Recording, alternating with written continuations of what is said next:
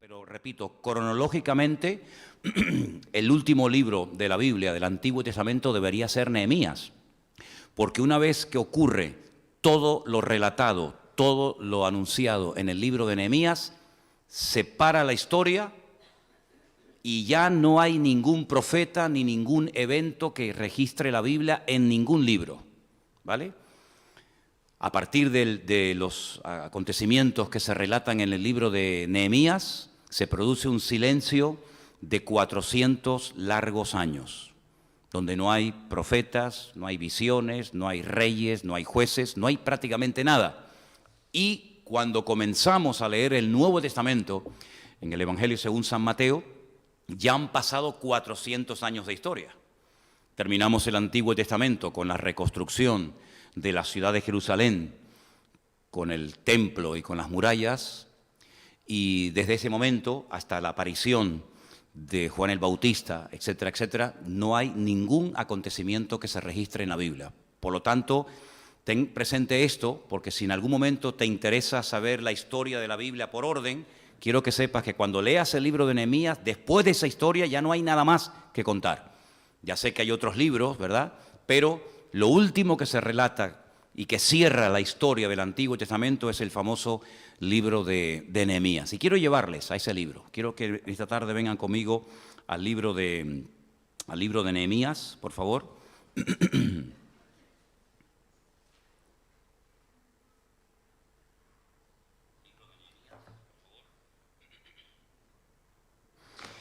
Vamos a poner ahí en la pantalla, en primer lugar, una especie de esquema donde ustedes pueden ver cómo está dividido internamente este precioso libro. Vamos a dividirlo en 4 partes.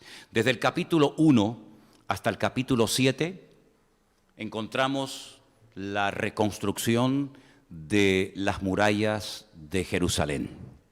Esas murallas, lamentablemente, se volvieron a destruir en el siglo I, cuando los romanos atacaron Jerusalén y destruyeron las murallas y el templo de Jerusalén y la ciudad de Jerusalén. Y las murallas que se pueden ver hoy en día, tocar y visitar, no son las murallas que reconstruyó Nehemías, sino son las murallas del siglo XVI, murallas que mandó hacer Sulimán I y que no tienen nada que ver con las murallas de las cuales vamos a hablar en esta tarde. Y desde el capítulo 1 hasta el capítulo 7 vemos cómo se reconstruyeron esas murallas, quién las hizo, cuánto tiempo se tardó, los problemas que se encontraron para reconstruir esas murallas, etcétera, etcétera. La segunda parte del libro, que abarca desde el capítulo 8 hasta el capítulo 10, nos habla acerca de, digamos, de la vida religiosa y las prácticas que el pueblo de Israel estaba llevando a cabo en ese momento.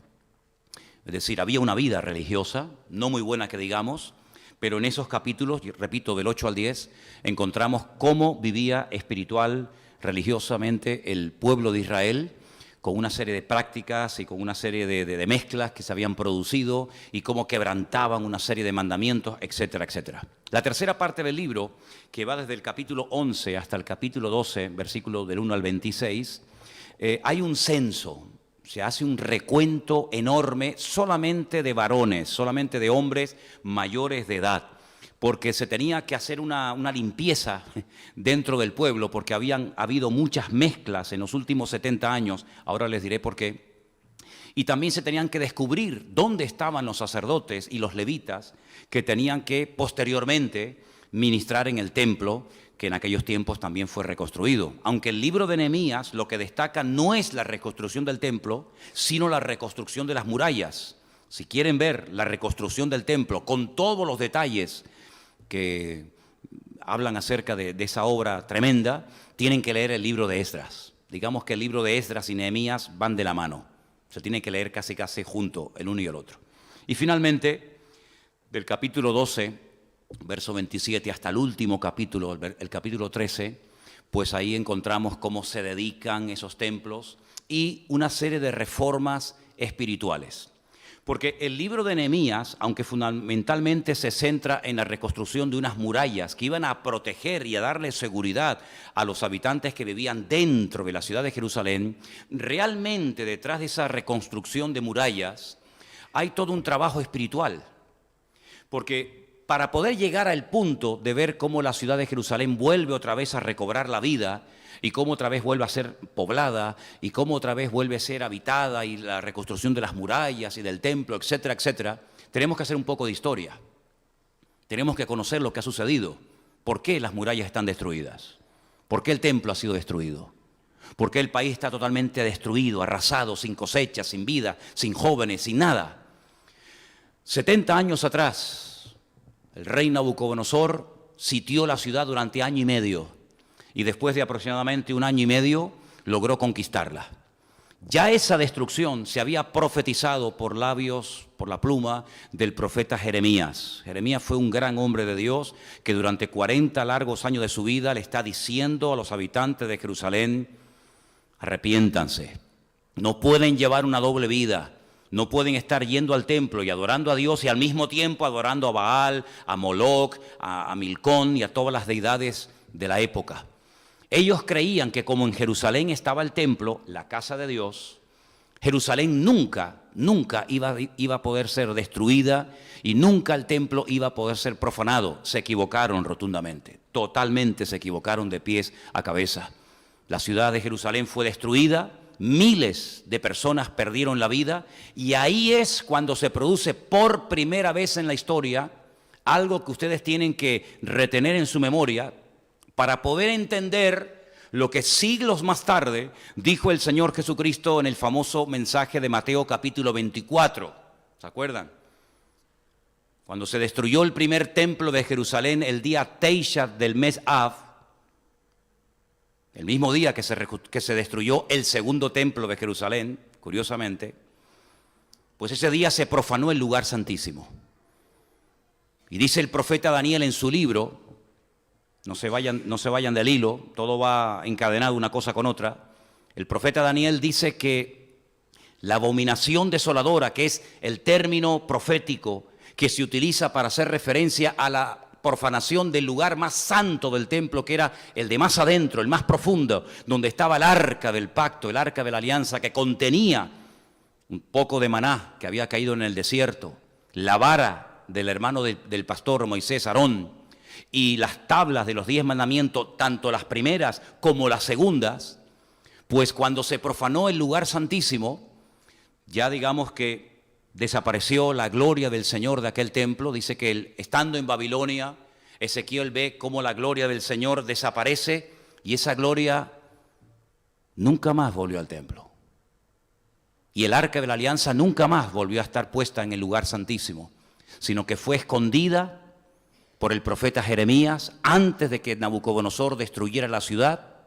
Y por eso ustedes pueden entender cuando siglos más tarde en el norte del país, en una ciudad que actualmente se conoce con el nombre de Banias, en aquellos tiempos se conocía como Cesarea de Filipo, donde estaba el templo al dios Pan, pero no del pan de comer, sino al dios del pánico, del terror, del miedo, donde se sacrificaban víctimas humanas.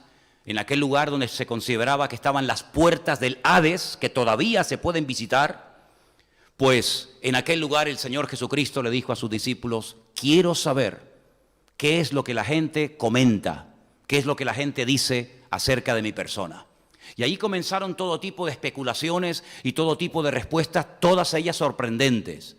Algunos creían, como siguen creyendo la mayoría de los judíos hoy en día en la reencarnación, que los poderes espirituales, la unción espiritual que había habitado en el profeta Juan el Bautista se había apoderado del Señor Jesucristo, y por eso algunos creían que era Juan el Bautista hablando y actuando y profetizando a través de la persona del Mesías, del Señor Jesucristo. Esa respuesta se la dieron allí.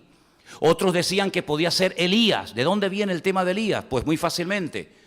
Dice la Biblia que el profeta Elías volvería otra vez antes de la venida del Mesías para preparar el terreno del Señor.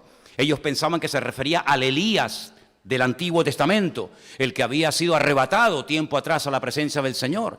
Pero el Señor Jesucristo dijo: si lo queréis recibir, si queréis aprender esto, el Elías que tenía que venir ya vino y no os disteis cuenta, y se llamó Juan el Bautista.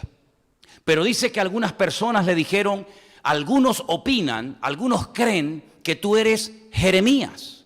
Y mira que hay profetas en el Antiguo Testamento. Hay docenas de profetas. ¿Por qué justamente confundían al Señor Jesucristo o consideraban al Señor Jesucristo que era Jeremías? Porque ellos sabían perfectamente que el profeta que ocultó el arca de la alianza antes de la destrucción del primer templo de Jerusalén por manos del rey Nabucodonosor fue Jeremías. Y Jeremías ocultó el arca y nunca más hasta el día de hoy el arca ha sido puesta nuevamente en su lugar. En los tiempos del Señor Jesucristo, cuando ya estaba reconstruido el templo, el primer templo, el segundo templo quiero decir, pues dice la palabra de Dios que el Señor Jesucristo dice, ¿veis todo esto? Nuevamente se repetirá la historia. Otra vez, como no habéis aprendido las lecciones del pasado, otra vez vais a tener que pasar por lo mismo y peor todavía. Porque cuando se destruyó el primer templo de Jerusalén, a los 70 años volvisteis y lo volvisteis a reconstruir. Pero en esta ocasión no va a ser igual, queridos. En esta ocasión el templo va a ser destruido, que fue destruido en el año 70 después de Cristo, y hasta este momento no se ha vuelto a reconstruir ese templo. No quedó piedra sobre piedra. Es más, en este momento esa explanada, lo alto del monte Moriah, allí se encuentran una serie de mezquitas que están, digamos, bajo la cobertura o bajo la supervisión de Jordania, del rey Hussein de Jordania, aunque por supuesto todo pertenece al pueblo de Israel. Y es interesante notar cómo el Señor Jesucristo dice a sus discípulos, cuando veáis la abominación desoladora, te acabo de explicar lo que ese término significa, cuando volváis a ver otra vez la abominación desoladora de la cual habló el profeta Daniel, y pone entre paréntesis, el que lee, entienda. Cuando veáis eso, el que esté en la azotea no baje, salga corriendo. El que esté en el campo no entre en la ciudad, porque serán tiempo de angustia cual nunca lo hubo. Y esa profanación del lugar santísimo, hubo un intento de profanarlo y de hecho se hizo, pero no se destruyó, en los tiempos del imperio de los griegos, cuando un tal Antíoco Epifanes, ustedes saben que cuando el Antiguo Testamento termina, no termina con el imperio de los griegos, sino con el de los medos persas. Y cuando abrimos las páginas del Nuevo Testamento nos encontramos al cuarto imperio del cual hablaba la Biblia, que era el imperio de los romanos. ¿Y dónde está el tercero? ¿Dónde está el imperio de los griegos? Nuestras Biblias no nos hablan del imperio griego. Pero cuando el imperio griego se levantó a través de su general principal, que fue Alejandro Magno, Alejandro el Grande, que muere a la edad de 33 años en Babilonia, en ese intento de querer reconstruir la ciudad de Babilonia, cuando él muere sin descendencia, porque cuenta la historia que era homosexual y no tuvo descendencia, pues la historia nos dice que su reino se dividió en 4. Ahora pueden entender, cuando ustedes estudian las palabras proféticas del profeta Daniel en su libro, él dice que él ve un animal con 4 cabezas, un leopardo con 4 cabezas. Las cabezas en la Biblia siempre son imperios y los cuernos siempre son naciones. Quédate con ese dato. Las cabezas siempre son imperios, los cuernos siempre son naciones. Y dice la Biblia que Daniel vio a un leopardo con 4 cabezas. ¿Y eso qué significa? Que cuando Alejandro Magno muere, su reino se divide en 4. Y toman posesión 4 de sus generales más importantes, Ptolomeo, Silimaco, Casandro y Seleuco. Esos 4 generales toman parte, reparten todo el imperio, y la parte que le corresponde a lo que era Palestina o Israel en la actualidad, pues allí se levantó un rey terrible llamado Antíoco Epifanes, que en el famoso libro de Primera y Segunda de Macabeos, ustedes pueden leer cómo murió y lo terrible que era, y no se le ocurre otra cosa que sacrificar un cerdo y llevar su sangre al lugar santísimo y profanar el lugar santísimo. Y pusieron una estatua de Júpiter y convirtieron el templo de Jerusalén, en vez de en casa de oración, la convirtieron en un gimnasio. Y vemos que ellos no destruyen el templo, porque las estrategias del diablo no siempre son iguales. A veces lo destruye, pero a veces lo profana. Son distintas estrategias que utiliza el diablo con el pueblo de Dios. A veces lo contamina, a veces lo envenena, a veces lo destruye, a veces lo persigue, a veces lo levanta hasta lo alto y después lo tumba. Son las distintas formas como Satanás iba a ir manipulando y tergiversando la verdad a lo largo de la historia. Y entonces vemos que cuando Nehemías llega a Jerusalén, se da cuenta de que no hay templo, pero tampoco hay murallas. Es decir, no hay una protección. Los habitantes de Jerusalén, que eran muy poquitos, la Biblia los llama, ¿saben cómo? El remanente. Esa palabra la va a utilizar Pablo.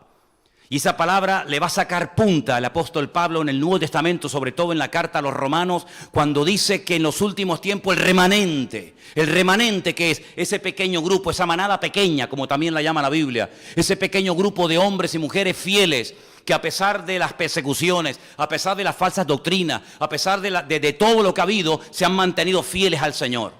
Había un remanente, una pequeña población en Jerusalén, una ciudad muy grande, un territorio inmenso, pero una población muy pequeña. Y entonces Nehemías se da cuenta de que la ciudad corre peligro, la ciudad está totalmente desprotegida, la ciudad tiene que volver a ser reconstruida y sobre todo sus murallas. ¿Saben una cosa que a mí siempre me ha llamado la atención? Tal vez hay gente que van allí y no le llama tanto la atención eso como a mí, pero a mí me ha llamado mucho la atención que hasta el día de hoy, cuando vamos a Jerusalén, todavía quedan restos de las ruinas del muro que levantó el pueblo en los tiempos de Nehemías.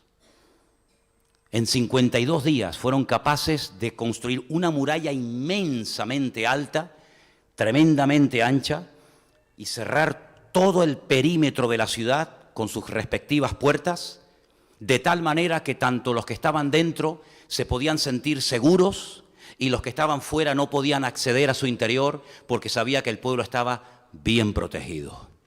Ahora, en el libro de Nehemías no solamente encontramos una reconstrucción natural de una serie de piedras que se colocaron para construir un muro, sino hay una reconstrucción de tipo espiritual. ¿Por qué? Porque nosotros podemos reconstruir y tomar muchas medidas externas, pero si interiormente tú no te proteges, tú puedes volver a caer en lo mismo o peor que te ha dominado y te ha conquistado durante años.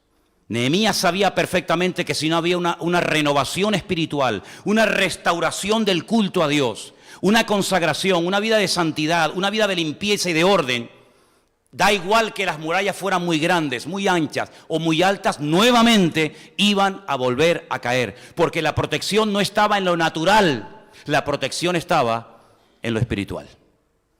¿Y cuántas veces el ser humano se rodea de cosas y se parapeta detrás de esas cosas? Llámese dinero, llámese patrimonio o lo que quieras, creyendo que esas cosas naturales, tangibles, que se pueden tocar, que se pueden ver, que se pueden sentir, te producen o te proporcionan una falsa seguridad, cuando nuestra verdadera seguridad no está en lo que tenemos, sino en lo que somos. Y Nehemías sabía perfectamente que por mucho que se levantaran las murallas, si no había una restauración de la vida, del culto al Señor, si no había una vuelta a la palabra, si no había realmente una limpieza interior, si no había un cambio de mentalidad, imposible sería que ese pueblo pudiera permanecer otra vez seguro dentro de sus murallas. ¿Qué fue lo que hizo que Nehemías tomara la determinación de dejarlo todo? Cuidado, que Nehemías tenía un buen puesto de trabajo. Nehemías no era un pobre desgraciado que estaba por ahí sin hacer nada en la vida y de repente se le enciende la lamparita y la idea genial de ir a Jerusalén y meterse en una empresa impresionante de reconstruir unas murallas. No, cuidado. Nehemías estaba muy bien situado en la vida. Nehemías tenía un puesto realmente de privilegio. Y quiero llevarles a Nehemías capítulo 1, donde vamos a leer algunos versículos. Y nos dice lo siguiente la palabra. Nehemías capítulo 1, a partir del versículo 3. Él está en Babilonia, él está cómodamente viviendo, tranquilamente, como copero del rey. Él es el hombre de confianza del rey. Pero de repente le llegan unas personas de visita de Jerusalén y le dicen, el remanente, ahí está la palabra, ¿veis? El remanente, los fieles, los que han permanecido fieles en aquella tierra, los que quedaron de la cautividad allí en la provincia, están en gran mal y afrenta, y el muro de Jerusalén derribado y sus puertas quemadas a fuego. 70 años llevaban así. Habían sido llevados cautivos a Babilonia y allí fue Daniel y sus compañeros, ¿se acuerdan? Y durante esos 70 años la tierra reposó, porque nunca la habían dejado reposar. Cuidado con no darle importancia a las cosas pequeñas ante nuestros ojos, pero grandes ante los ojos de nuestro Dios. Ellos tenían que haber dejado reposar la tierra cada 7 años, una ley que se llama la ley de la Shemitah. Cada 7 años los agricultores no podían sembrar nada. La tierra tenía que descansar como se tiene que reposar en el 7º día. Y la tierra tenía que reposar cada 7 años. Nunca cumplieron esa ley, nunca se lo tomaron en serio. No pasa nada. Durante 490 años vivieron allí en aquel país y nunca cumplieron la ley de la Shemitah, la ley del descanso de la tierra. Por lo tanto, durante 70 años la tierra no había reposado. Por eso el Señor los lleva cautivos al extranjero, a Babilonia, a un país que no saben el idioma, no conocen la cultura, es totalmente diferente a lo que ellos han recibido. Y allí en aquel país tienen que vivir durante 70 años para que la tierra repose y para que el espíritu de idolatría sea arrancado definitivamente del corazón de las tribus del sur, de Benjamín y de Judá. Y quiero decirles, un paréntesis, entre comillas o entre paréntesis, que nunca más Israel volvió a caer en la idolatría después del cautiverio en Babilonia. Mira que Israel tuvo problemas con la idolatría, ¿sí o no? Siempre tenía, cuando no era con Baal, era con Astaró, con Milcón, con Moló. Siempre Israel tenía esa tendencia a la idolatría. Aunque el Señor le dijo, no adoren a imágenes, no se postren ante imágenes, que no se conviertan ustedes a ellos, sino ellos a ustedes. Nunca cumplieron esa ley. Siempre tenían esa debilidad por la idolatría. Ya en el desierto levantaron el famoso becerro de oro, ¿se acuerdan? Aún no habían entrado en Canaán y ya tenían problemas con la idolatría. Tenían todavía Egipto muy arraigado en sus almas, ¿verdad? Pero después del cautiverio en Babilonia, históricamente está demostrado que Israel nunca más volvió a caer en semejante pecado, en la idolatría. Nunca más. Pues estando allí, recibe la visita de este remanente y le informan, las cosas están muy mal, el país está totalmente desprotegido. Las murallas están destruidas, las puertas están quemadas. Versículo 4, dice la palabra, cuando oí estas palabras me senté y lloré. Hice duelo por algunos días y ayuné y oré delante del Dios de los cielos. Y dije, te ruego, oh Señor, Dios de los cielos, fuerte, grande y temible, que guarda el pacto y la misericordia a los que le aman y guardan sus mandamientos. Esté ahora atento tu oído y abiertos tus ojos para oír la oración de tu siervo que hago ahora delante de ti de día y de noche por los hijos de Israel, tus siervos. Y así podemos seguir el resto del capítulo leyendo. Y sí, Nehemías no quedó, digamos, indiferente ante una realidad. Ya conoces la historia, ya conoces la situación. Ahora, ¿qué vas a hacer? A mí me impacta mucho la reacción de este hombre. Porque yo veo tanta indiferencia entre los cristianos hoy en día. Créanme, de verdad, que el 80% de la población mundial aún no saben quién es Jesucristo. Da igual. Que hay millones de personas que si no aceptan al Señor se van al infierno, ni sienten ni padecen. Hay una frialdad, una indiferencia en miles y miles de cristianos que yo me quedo pasmado.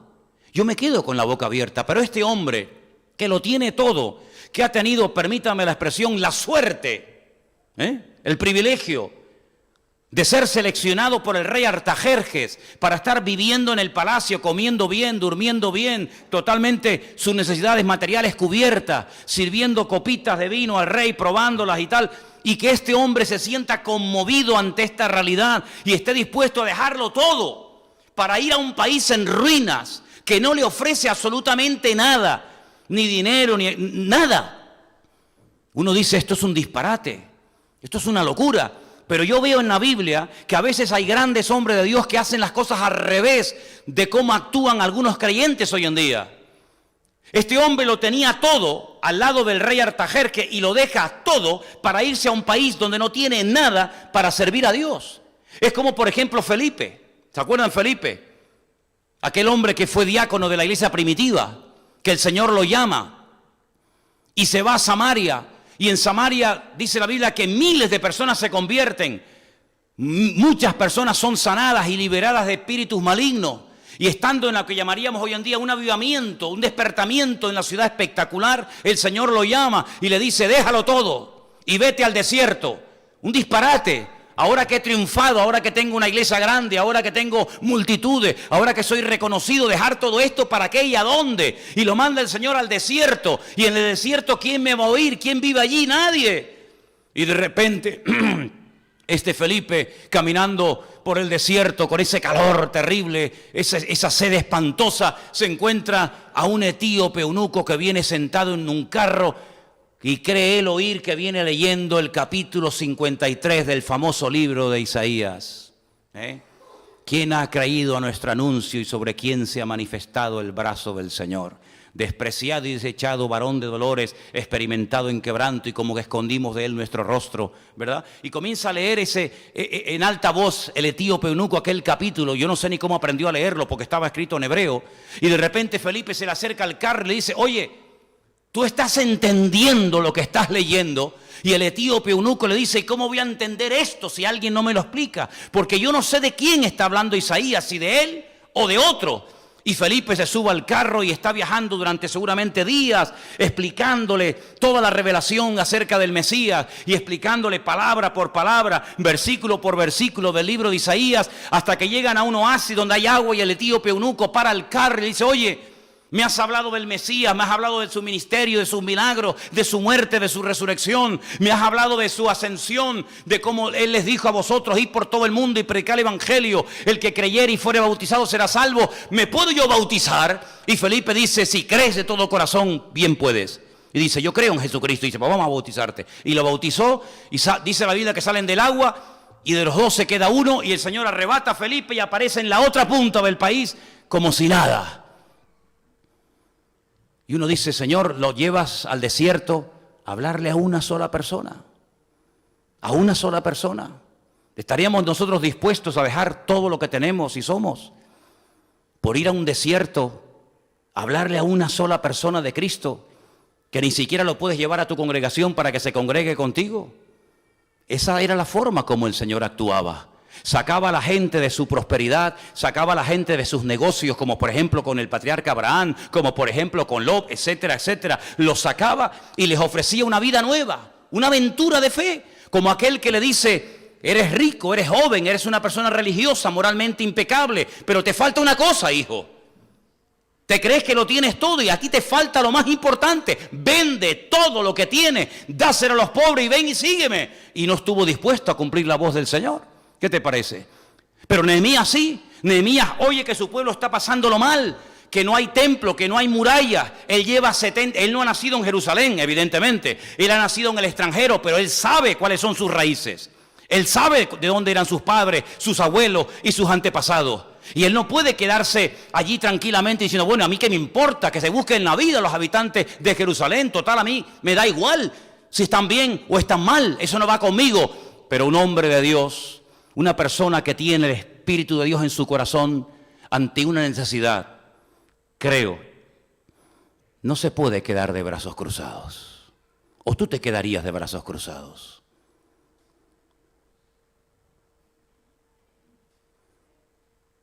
¿Cómo voy a seguir yo aquí, viviendo bien, cuando el remanente en Jerusalén no tiene nada ni para comer? Y le pide permiso al rey. Y por eso vemos que él ora, Señor, concede a tu siervo gracia ante el rey, ante el cual soy siervo. Y el rey Artajerjes le da cartas y le da el permiso para que vuelva a su tierra. Y allí se va Nehemías, camino larguísimo y peligroso.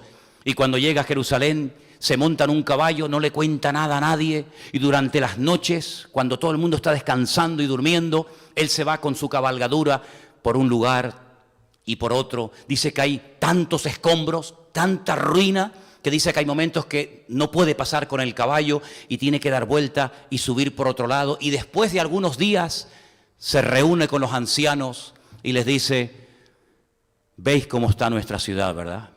Da pena verla.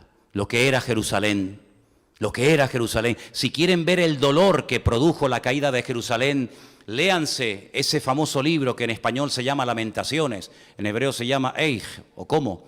El libro de Lamentaciones es el dolor, es el alma desgarrada del profeta Jeremías cuando ve a la ciudad más hermosa y preciosa del mundo destruida, quemada, humillada, sin templo, sin gloria, sin nada. Lean el libro de Lamentaciones, le van a entrar ganas de llorar, porque Nehemías se da cuenta de que lo que había profetizado se terminó cumpliendo porque fueron desobedientes y fueron rebeldes a la palabra. Y Nehemías le dice, vamos a hacer algo.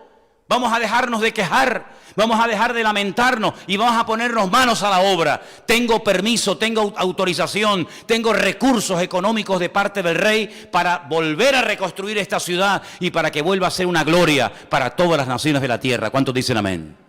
Y ahí se pone Nehemías, a levantar el templo, las murallas, a recibir esta información. Alguien dijo una vez, la información es poder.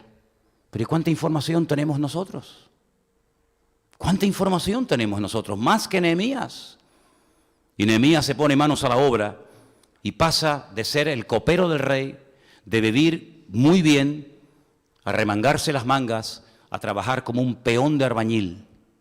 Y está durante 52 días, junto con miles de personas, trabajando en la obra natural, construyendo las murallas, para volver aportar su granito de arena para que Jerusalén vuelva a ser la ciudad del gran rey. ¿Cuántos dicen amén?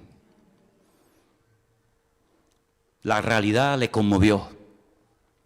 La realidad le afectó de tal manera que él dice, yo no puedo seguir así. En el capítulo 2, a partir del versículo 11, permítame que les lea esos versículos en esta tarde.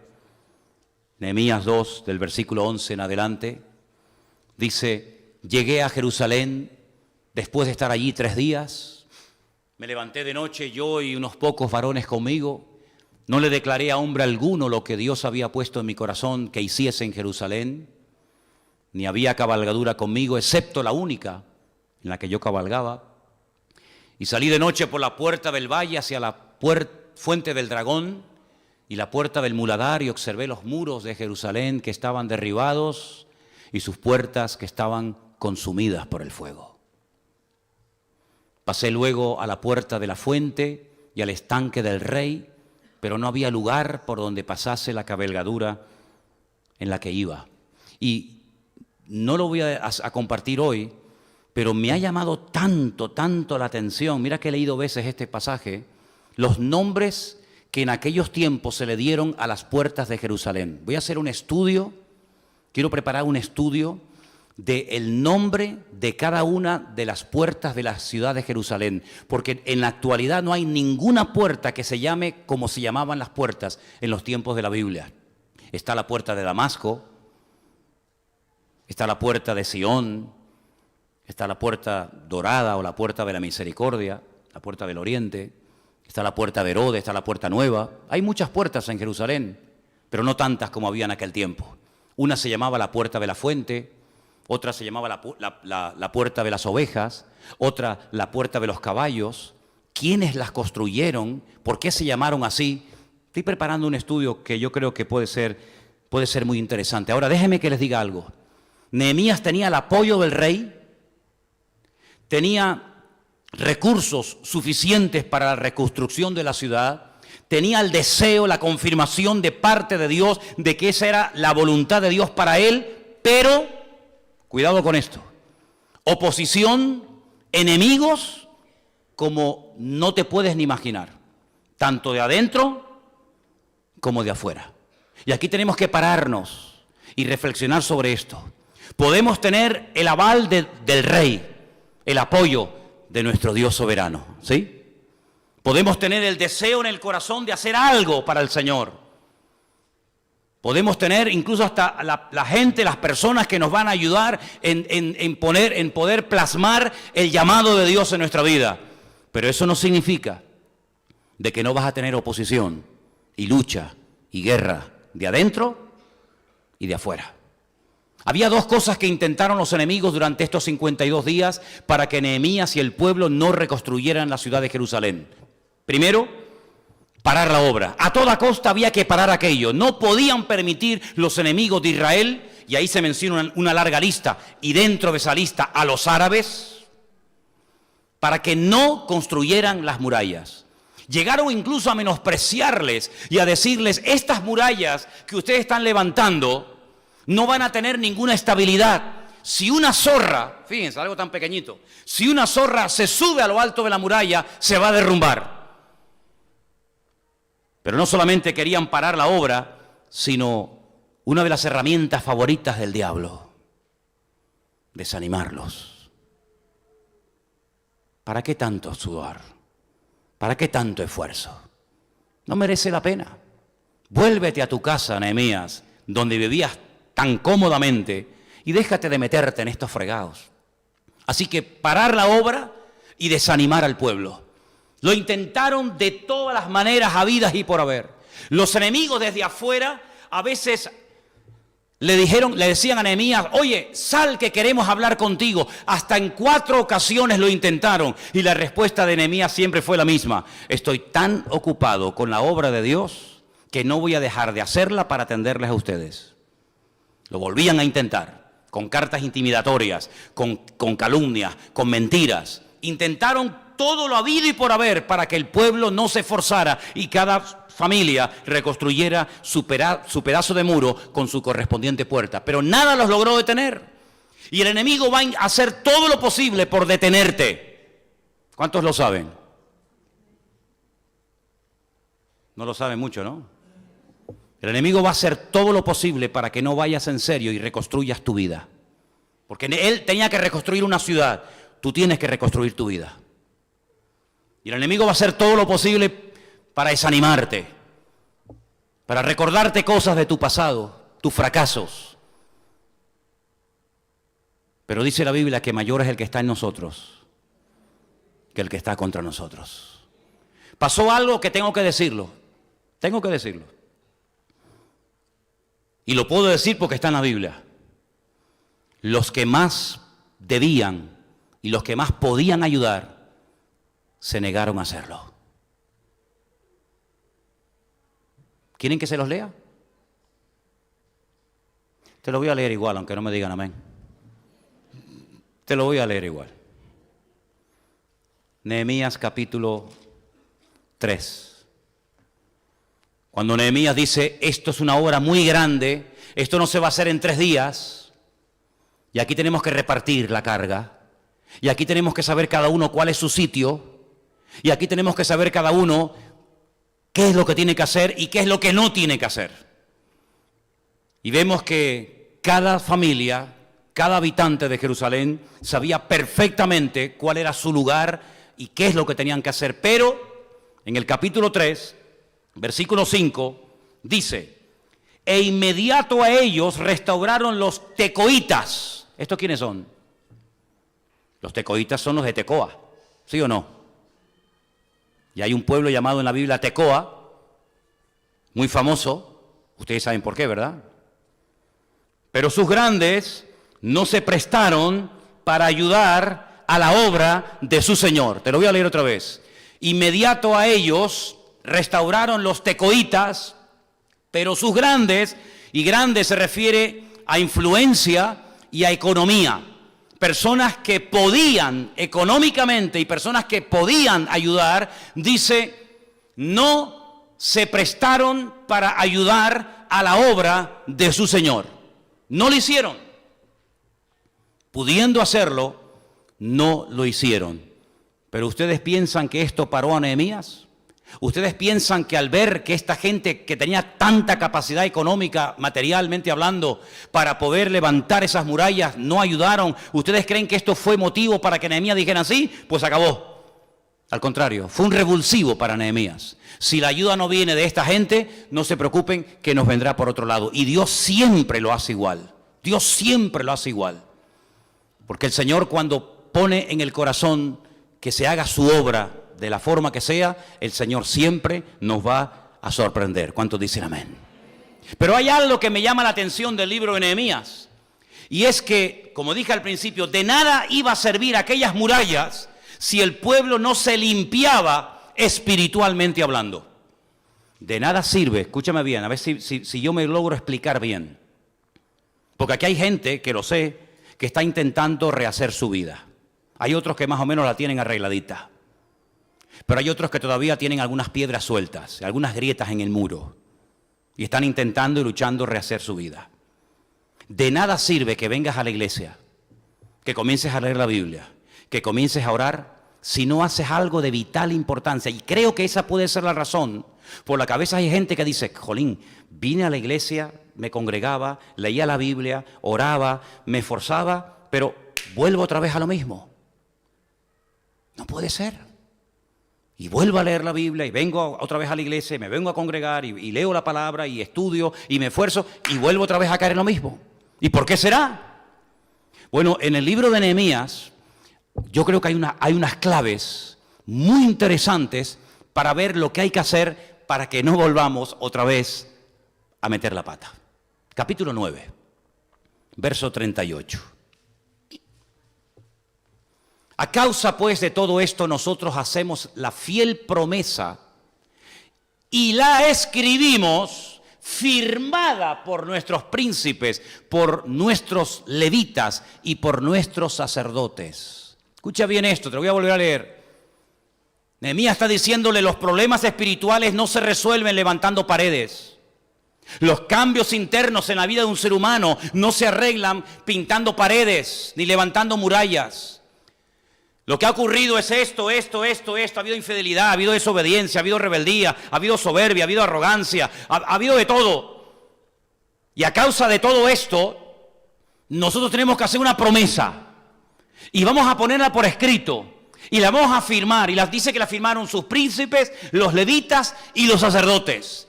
Y si vamos al capítulo 13, del 23 en adelante, vi asimismo en aquellos días a judíos que habían tomado mujeres de Asdod, amonitas y moabitas. Vi asimismo en aquellos días a judíos que habían tomado mujeres de Asdod. Vamos a pararnos ahí. Las 5 ciudades de los filisteos, ¿cuáles eran? ¿Alguien me las puede decir? Te voy a dar la primera, la más al sur, Gaza. La siguiente. La tienes en la pizarra. Amén, Asdod, ya lo vieron. Gaza, Asdod. Tercera. Ashkelón. Cuarta. ¿De dónde era Goliat? ¿De dónde eran los filisteos? De Gad. Y la quinta, Ecrón. Vamos a decirla. Gaza, Asdod, Ashkelón, Gad y Ecrón. Ustedes solo. Gaza. Empezamos. Gaza, Asdod, Ashkelón, Gad y Ecrón. Vamos. Gaza. Ya está. 5. Ahí las tienen. Habían tomado mujeres de Asdod. Y habían tomado mujeres amonitas y moabitas. ¿Estas quiénes son? Cuando Lot sale de Sodoma y Gomorra y sus hijas, que eran carne pura, y no había espiritualidad por ningún lado, eran carne pura, emborrachan a su padre porque ellas creen que toda la humanidad ha vuelto a ser destruida como en los días del diluvio. Ya no estaba ni Abraham, ya no estaban ni Isaac, ya no había nadie, Ellas emborrachan a su padre y dice la Biblia que la mayor se acuesta con su padre y queda embarazada, y la segunda lo vuelve a emborrachar y queda embarazada, y de ahí vienen los amonitas y los moabitas, Amón y Moab, que son los jordanos en el día de hoy. Uno de los peores enemigos de Israel, que se ha atrevido a atacar a Israel en varias ocasiones desde el otro lado del Jordán, desde el este hacia aquí.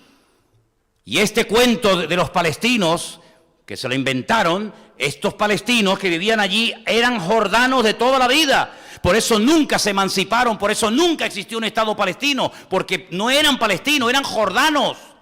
Y los jordanos le dijeron a los que vivían en Palestina, y aunque vivieran en Palestina eran jordanos, como tú puedes vivir en Japón, pero eres español o canario o lo que seas, pues le dijeron a los habitantes de Palestina, váyanse fuera del país, váyanse al norte, a donde quieran, váyanse a Egipto, váyanse al Líbano, váyanse a Siria, que en una semana vamos a coger a los habitantes, a los judíos del país, y los vamos a tirar al agua para que se mueran todos ahogados en el Mediterráneo. Y lo intentaron, pero perdieron la guerra. como van a perder siempre todas las guerras, porque el que se mete contra el pueblo de Dios, se mete contra el Dios del pueblo, y el que se mete contra el Dios del pueblo, se mete con el pueblo de Dios. Es que es así. No se puede disasociar una cosa de la otra, y esa gente quedó fuera. Y entonces, estando fuera, dijeron, ya no somos jordanos, porque ya Jordania no nos quiere en su país, vamos a inventarnos un país que nunca ha existido. Y entonces cogieron la bandera jordana, la misma bandera jordana, los mismos colores, y le metieron una estrella, como los catalanes que le meten una estrella a la bandera de Cataluña, que no tiene estrellas, pero ellos se las metieron. Igual hicieron los jordanos, le metieron una estrella, y entonces comenzaron a decir, el pueblo palestino, el cual nunca existió, porque si hubiera existido, ¿por qué no se emanciparon y por qué no fueron independientes antes de que Israel llegara allí, que tuvieron cientos de años para hacerlo? ¿Por qué no lo hicieron? Pues porque no podían, porque eran jordanos, no eran palestinos, así de claro. Y esa es la historia y la cruda realidad. Entonces, queridos hermanos, Nehemías observa que hay gente en el pueblo que se ha casado con gente de Asdod, con mujeres moabitas, y vamos al otro versículo, dice, la mitad de sus hijos hablaban la lengua de Asdod. Claro, dime con quién andas y te diré quién eres. Si te vas a vivir a Japón de niño, al final terminarás hablando como un japonés. Si te vas a vivir a la China, terminarás hablando chino, aunque tus abuelos no fueran de allí, porque ya te has asimilado, ya se ha introducido en tu vida la cultura, la religión, el idioma, todo. Y dice que la mitad de sus hijos hablaban la lengua de Asdod porque no sabían hablar judaico, no sabían el idioma hebreo, sino que hablaban conforme a la lengua de cada pueblo. Les reñí con ellos, los maldije y herí a algunos de ellos y les arranqué los cabellos. Y algunos se ponen raros cuando voy y te digo, ven para acá que tengo que hablar contigo. Si yo te digo, ven para acá, y te meto ahí en la habitación y te arranco los pelos de la cabeza, dices, muchacho, ahí está. Miren cómo eran los hombres de Dios, que no se casaban ni con su padre. Así eran los hombres de Dios, le arrancaban los cabellos y les hice jurar y les hice jurar, es que no lo siento, me da igual. Aquí en esta iglesia no andamos por sentimientos. Aquí hay cosas que hay que hacer, te gusten o no te gusten, lo sientas o no lo sientas, ¿sí o no? Y si no te gusta, ahí está la puerta, aprovecha que está abierta. Les dije, no daréis vuestras hijas a vuestros hijos, ni tomaréis de sus hijas para vuestros hijos, ni para vosotros mismos. ¿No pecó por esto Salomón, el rey de Israel? Bien que en muchas naciones no hubo rey como él, que era amado de su Dios y Dios lo había puesto por rey sobre todo Israel. Aún a él le hicieron pecar las mujeres extranjeras. Y obedeceremos a vosotros para cometer todo este mal tan grande de prevaricar contra nuestro Dios tomando mujeres extranjeras. Otra vez vamos a cometer el mismo pecado.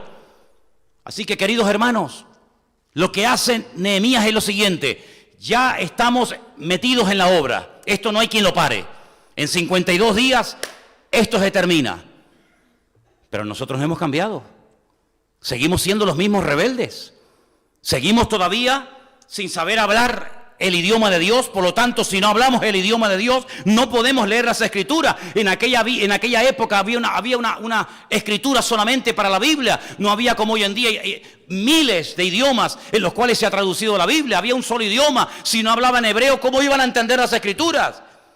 Habéis perdido vuestra habla, estáis hablando como la gente de Moab, estáis hablando como los cananeos, estáis hablando como la gente de Asdod, estáis hablando como la gente del mundo y no como tenéis que hablar.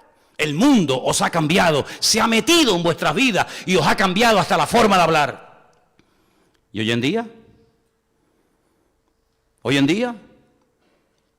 Si te pegas horas delante de una televisión, es normal que el mundo te modifique hasta tu forma de hablar.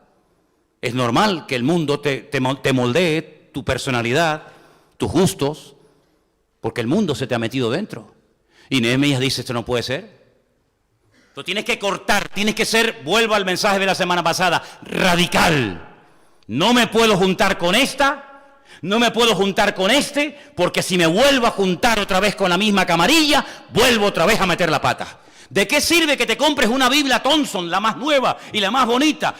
¿De qué sirve que te pongas la mejor ropa para venir a la iglesia? ¿De qué sirve que vuelvas a la iglesia si interiormente vuelves a perder la bendición por las mismas rendijas que no has cerrado, por las mismas puertas que abriste y no has cerrado? Y cuando sales de la iglesia, aún no has llegado a la casa y ya se te fue la bendición por el camino. Porque hay que hacer una limpieza interior. Hay que decir, esto no es de Dios. Mira, cosas que te regalaron antiguos novios, antiguas parejas que tenías, tíralas a la basura, mijo. Porque cada vez que veas ese anillo, vas a decir, ay, qué guapo que era. Qué guapo que era. Me da una pena. Mira, además, mira lo que me puso dentro. Yo soy de mi amado y mi amado es mío. Era hasta espiritual el tío. Era hasta espiritual. Y cada vez que veas aquel vestido, y cada vez que veas aquellas gafas de sol tan bonitas, y cada vez que veas aquellos zapatos, te van a venir recuerdos de tu antigua vida. Y lo que tenemos que hacer es cortar con todo vínculo del pasado, porque de lo contrario, lo tienes metido en casa y en momentos de bajón, en momentos de desánimo, al ver aquello, la música aquella, el vestido aquel, vuelves otra vez a lo mismo. Y eso es lo que hace Nehemías. Nehemías dice, señores, hay que ser radicales. Lo que no podemos es gastarnos todo el dinero en levantar una muralla creyendo que como ya no nos pueden atacar desde afuera, ya estamos cubiertos. Pero no te olvides que los enemigos del alma son peores que los enemigos del mundo. Y te puedes meter dentro de una cueva y puedes estar en el fin del mundo. Pero no te olvides que la batalla más grande la libras contigo mismo. Y por eso hay que ser radical y no tener ningún tipo de vínculo, ni de arraigo, ni de recuerdo con cosas que te pueden volver otra vez a abrir la mente y a despertar el deseo de cometer los mismos pecados por los cuales siempre, siempre has caído en los mismos errores. En el capítulo 13 del libro de Nehemías, a partir del versículo 23, Nehemías 13, 23. Bueno, eso ya lo leímos, sí. En ese capítulo 13, al final, ponme los últimos versículos si no te importa. Al final vemos que hace algo muy importante, porque ve que uno de los hijos del sumo sacerdote, ojo, un tal Eliasib, que era el yerno de Sanbalat, tremendo, por tanto lo ahuyenté de mí, lo ahuyenté, fuera. Acuérdate de ellos, Dios mío, contra los que contaminan el sacerdocio y el pacto del sacerdocio y de tus levitas. Los limpié pues de todo extranjero y puse a los sacerdotes y levitas por sus grupos, a cada uno en su servicio. Y para la ofrenda de la leña en los tiempos señalados y para las primicias, acuérdate de mí, Dios mío, para bien. Y ese es el último versículo. Como ellos no van a tomar la iniciativa de desprenderse de estas cosas, como ellos, aunque sean sacerdotes, aunque sea el hijo del sumo sacerdote, van a seguir en la misma dinámica, como tú no vas a cambiar, yo te voy a ayudar a cambiar. Yo te hago una pregunta esta tarde.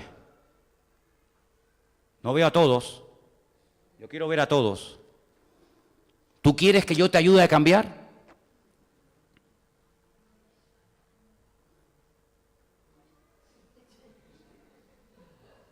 ¿Tú quieres que yo te ayude a cambiar? No, porque si no quieren que la ayude, yo me mando a mudar mañana, no se preocupen, a mí me sobra el trabajo. Yo no estoy aquí por falta de trabajo. A mí me sobra lugares donde predicar, no tengo problema en eso. Pero si usted quiere cambiar, yo voy a estar aquí. Si ustedes no quieren cambiar, se buscan a otro que les haga la pelota y les predique lo que ustedes quieren oír. Pero mientras yo esté aquí, yo te voy a enseñar lo que dice la palabra de Dios. Eso es lo que hay. Me dijo una vez un señor, nunca tendrás una iglesia grande. A mí no me interesa tener una iglesia grande. A mí lo que me interesa es tener un remanente fiel que amen al Señor. Y Nehemías podía haber dicho, bueno, ya levanté las murallas, señores, que Dios les bendiga, hasta luego, me voy para Babilonia, a mi vida anterior. Pero Nehemías sabía en conciencia, Nehemías como hombre de Dios sabía perfectamente que aquella ruina no se había producido porque no tenían muralla, no.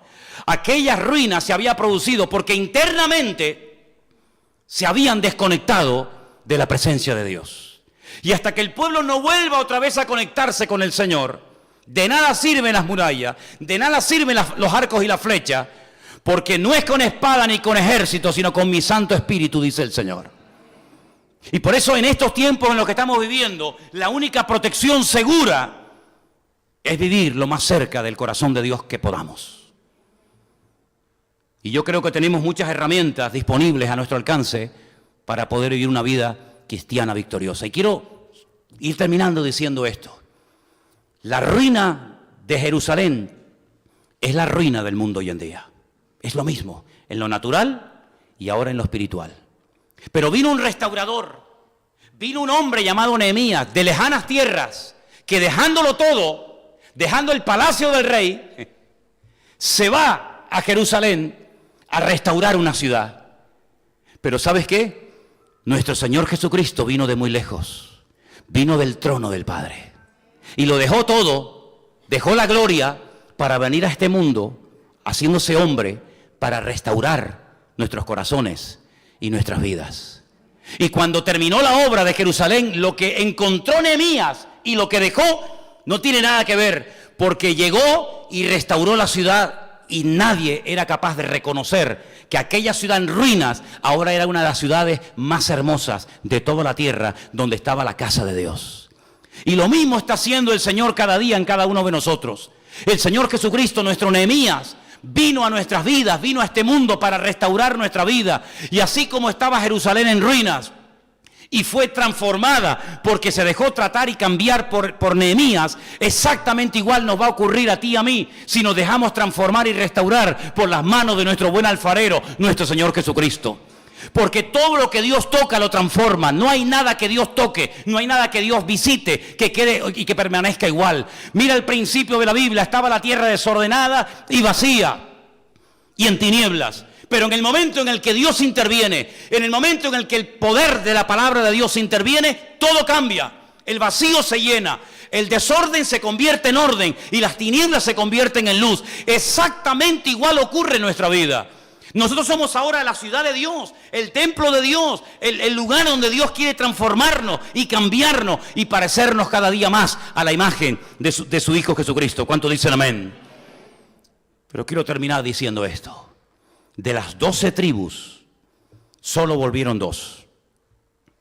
Solamente 2. Las tribus del sur, Judá y Benjamín. Las del norte se perdieron y hasta el día de hoy, hasta los últimos tiempos que el Señor las vuelva a traer a Israel, no se saben dónde están. Pero déjame que te diga esto y llévatelo en tu corazón. El Señor Jesucristo sabe dónde te encuentras y cómo te encuentras. Si nos dejamos restaurar por el Señor, no importa lo arruinada que esté nuestra vida, si le dejamos al Señor entrar y de adentro hacia afuera transformarnos, nuestra vida puede ser totalmente restaurada, aunque ya el mundo no confíe en ti, aunque ya la sociedad ya no te dará otra oportunidad. Pero todas las personas que llegamos destruidas a los pies de Cristo, cuando le entregamos nuestra vida, el Señor nos toma y coge lo vil, lo menospreciado, lo que no quiere nadie, y lo transforma en algo hermoso para la honra y para la gloria del Señor. Él no dijo, crearé mi iglesia, es decir, así, instantáneo, sea la luz, sino edificaré a mi iglesia, que es muy diferente. Crear solamente lo puede hacer Dios. Es un acto de su voluntad, es un acto inmediato, no es algo progresivo. Dios no crea las cosas progresivamente. Dios todo lo creado lo hace instantáneamente. Pero es que la obra de Dios en nuestra vida no es una obra instantánea, es una obra de un día a día. Por eso dice, edificaré, construiré, invertiré de mi tiempo en mi iglesia. Y cuando leas en su momento, cuando llegues a ese libro que se llama el famoso Cantar de los Cantares, el Shir Hashirim, te vas a encontrar en el último capítulo a una chica, a una jovencita, que la familia está sufriendo por ella, porque en aquellos tiempos las chicas se casaban muy jovencitas, y ya en la familia se comentaba, decir, bueno, ya está en la edad de casarse, pero es que nuestra hermana tiene un gran defecto. ¿Saben? Tiene un gran defecto nuestra hermana.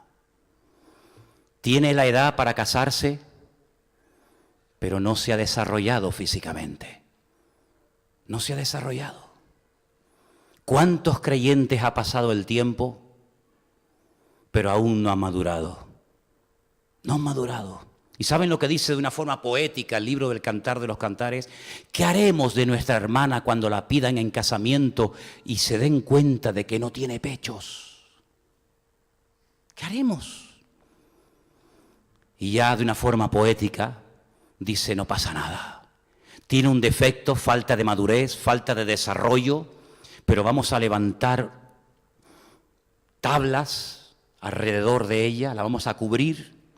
Vamos a poner esas tablas llenas de plata, vamos a hacer algo maravilloso para cubrir la falta de madurez o de desarrollo de nuestra hermana. Y al final te amarán tanto porque hemos invertido tanto en ti, que tu amado te dirá, ponme como una marca, ponme como una marca, como un sello y como una marca en tu brazo, como si fuera una especie de tatuaje. Es decir, no la desechan a la hermana por falta de desarrollo o de madurez, sino que invierten en ella. Y yo te pregunto, ¿quién ha decidido invertir en nosotros? ¿Quién ha decidido comprarnos? ¿Quién ha decidido transformarnos? ¿Quién ha empeñado su nombre y su palabra? La honra de quién está en juego, de si puedes o no puedes cambiar, si vas a ser libre o vas a seguir toda la vida por el mismo camino de ruina. ¿Quién se ha decidido? ¿Quién se ha empeñado desde la eternidad hasta la eternidad en cambiarnos a todos y a cada uno de nosotros? ¿Nuestro amado? ¿Nuestro Señor Jesucristo? Pero esta muchacha cuando se casa, por fin, gloria a Dios, logró casarse. Por fin alguien se fijó en ella y ese alguien era el amado. ¿Y quién es el amado? Nuestro Señor Jesucristo. Cuando ya está casada, cuando ya por fin se arregló el problema, ya no estás sola, ya tienes un marido, ya podrás ser madre, ya podrás tener tu propia familia. Resulta que comete la peor equivocación de la vida. ¿Y cuántas personas que se criaron en el Evangelio? ¿Y cuántas personas que por fin lograron entender el Evangelio y recibir al amado en su corazón? Les pasa lo que les pasó a esta muchacha. Ahora que tiene la vida solucionada, ahora resulta de que se va a dormir y el amado llega a la medianoche y toca la puerta. Y dice que ella oyó la voz. Y le dice el amado, amada mía, ábreme. Quiero estar contigo. Y ella le dice, no, me acabo de lavar mis pies y estoy acostadita, calentita en cama. Y yo no me voy a levantar para abrirte la puerta a ti. Y el amado seguía golpeando y golpeando y golpeando. Y el amado coge y se va. Hasta que al final ella vuelve en sí, cual hijo pródigo, y cuando abre la puerta dice que ya no estaba su amado. Olía como nardo su amado, el picaporte de la puerta, pero ya él ya no estaba, y entonces ella enferma nuevamente de amor. Es decir, Dios te restauró, Dios te limpió, Dios se convirtió en tu amado, y ahora que pide estar contigo, no le abres la puerta. No dice el Señor, yo estoy a la puerta y llamo. ¿A la puerta de quién? ¿Del pecador? Eso es lo que siempre hemos dicho los cristianos. Pero no, el Señor está a la puerta de la iglesia. La iglesia de la Odisea, la que decía nos hemos enriquecido, no tenemos necesidad de nada, la que creía que ya no tenía que cambiar en nada. Esa es a la puerta a la que el Señor está llamando. La puerta a la que Dios está llamando hoy es a la puerta de tu vida, a la puerta de tu corazón, a la puerta de su amada, la iglesia. Y dice, si alguno abre la puerta, entraré a él, cenaré con él y él conmigo. Y entonces ella dice que vuelve por las calles buscando a su amado y preguntando, ¿lo habéis visto? ¿Dónde está? Y le dicen, tu amado, ¿y quién es tu amado? ¿Y cómo es? Y lo describe de pies a cabeza hasta que al final lo encuentra y deja de tener ese vacío, esa enfermedad de amor, porque vuelve otra vez a tener comunión con él. Bueno, mira, gloria a Dios que Jerusalén tuvo su segunda oportunidad. ¿Sabes cuántas veces ha sido atacada Jerusalén? 44 veces. Le han destruido el templo 2 veces. Le han cambiado el nombre. Han cambiado las murallas. Han cambiado todo por fuera. Pero todavía la ciudad de Jerusalén se puede seguir visitando porque el Señor la restauró en lo natural y en lo espiritual también lo está comenzando a hacer. Quiero que cierres tus ojos ahí donde estás. Y quiero que en esta tarde te tomes en serio tu restauración espiritual. Ya han comenzado a producirse cambios significativos en tu vida. Gloria a Dios. Qué bueno. Y han comenzado a verse cómo las murallas comienzan a tomar altura. Perfecto. Pero internamente, está siendo también transformado y restaurado por el Señor tu vocabulario, tus pensamientos, tus deseos, tus inclinaciones, tus debilidades. Corta con toda ligadura del pasado. Desconéctate de todo lo negativo. Y como Nehemías, dile: Señor, ten piedad de mí. Recuerda, Señor, lo que he hecho para ti. Recuérdame, Señor. Tenme presente en esta tarde en tu altar. Y pídele al Señor: sigue obrando en mi vida, Señor Jesús. Sigue obrando en mí. Sigue obrando en mi corazón. Sigue fortaleciéndome cada día. 52 días fueron necesarios y sobraron para construir unas murallas. Pero edificar una vida lleva mucho más tiempo. Pero si en esta tarde nos entregamos una vez más y nos rendimos al Señor, Él podrá restaurar nuestra vida completamente. Y después podrás ayudar a otros a que restauren sus vidas. Señor, en esta tarde te damos muchísimas gracias por tu presencia en nuestras vidas. Te damos muchísimas gracias por tu misericordia y tu fidelidad cada día operando en nuestro ser. Te ruego, Señor, en el nombre precioso de tu amado Hijo Jesús, que tú sigas cambiándonos, que tú sigas obrando en nuestra vida y que vayas quitando todas las cosas negativas de nosotros y que sigas poniendo tu gloria en nuestra boca, nuestros ojos, nuestros oídos, nuestras manos, nuestros corazones, y que no solamente cambiemos por fuera, sino también por dentro. Te damos gracias, Señor, por tu fidelidad, porque tú eres bueno y para siempre es tu misericordia. Que el Señor les bendiga a todos y a cada uno de ustedes en esta noche. ¿Cuántos dicen amén? Amén. Ponte de pie, por favor.